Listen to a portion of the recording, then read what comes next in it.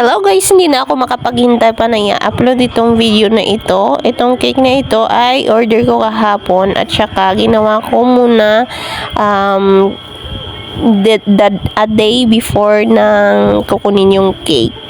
Minake sure ko na matibay yung cake natin syempre guys. Ito ay naglagay ako ng apat nga na barbecue stick para naman hindi siya gumalaw at saka matibay na ita-travel. Dito ba yan na nanggaling sa San Miguel papunta Barotac. Medyo malayo-layo yung lugar na pupuntahan ng cake na ito. Ayan, sana all nakakarating dun yung ating cake. By the way, thank you so much Ma'am RJ for always trusting Amis Cakes and Pastry simula nag 1 month hanggang ngayon sa consistent sa pag-order dito sa akin at sarapan din naman si Ma'am kaya ayan graduate to yung may-ari ng cake na ito kaya next month wala na kaya yun nagpa-free ako dito ng chop cupcakes if consistent ka sa pag-order ng cake simula ng 1 month hanggang mag 12 months may ibibigay ako na cupcake sana all. Ayan, syempre free lang yun guys ha. Ito yung cake ay ako lang nag-send na reference kay ma'am. Sabi ko ang cute kaya ayun sabi niya go, yan yung gusto niya kaya ayan maganda naman yung outcome. Ayan, medyo nahihirapan tayo dyan. Yung gamit ko ay corndant at hindi fondant para naman pwede natin ilagay sa chiller para hindi magme-melt. Hindi pala siya maging maghuhulas at maging malambot na hindi ka tulad dito sa corndant tumitigas pag nilalagay sa chiller. Sana all tumitigas.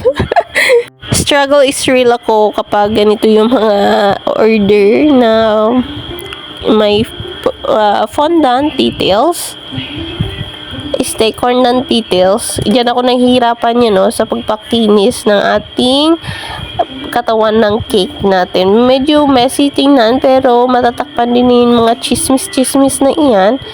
Watch and learn na lang kayo dyan. Charot. Itong mga toppers na ito ay ginawa ko lang mano-mano kaya ayan naabutan tayo ng 12 hours bago natapos itong cake kahit ito ganito lang kaliit siya pero matrabahuso at napakabusisi. Kaya ganyan, kung magtatanong kayo sa price, medyo kamahalan. Kaya, dahil nga matrabahuso at saka maraming powers na kailangan gamitin para magawa itong cake.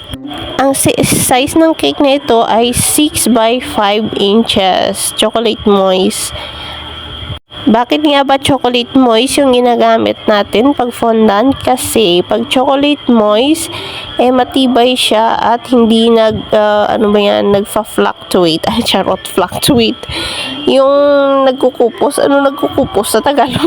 Nag-shrink, ganyan. Kasi nga, yung ganache natin medyo mabigat at hindi kaya ng chiffon. Pag ganyan, pag chiffon, ewan ko na lang, baka bumagsak yung cake natin dyan.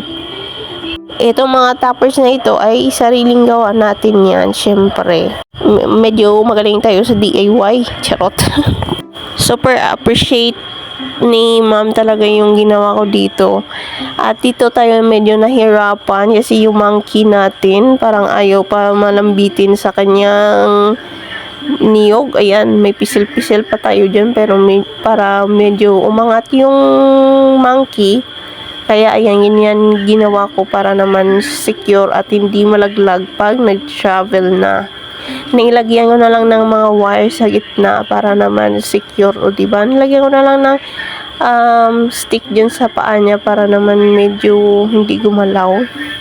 Ganyan dapat mapaghanap tayo ng puruan. Ayan, nilagyan ko din ng stick ng toothpick sa kanyang niyog para naman safe at hindi managlag yung ating pagkabit ng kanyang veins, basta ganyan. Tingnan nyo, medyo messy pero pagtatapos niyan napakaganda na yan guys. Huwag nyo munang i-judge.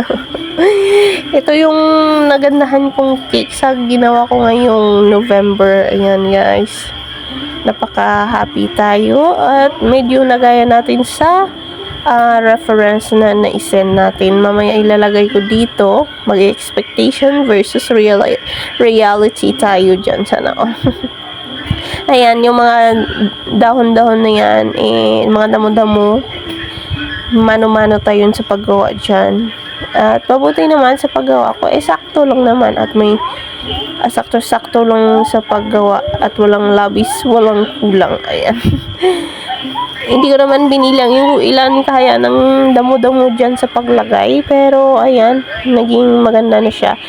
Nag-brush ako dyan ng oil para naman matanggal yung mga cornstarch na naigamit ko kasi nga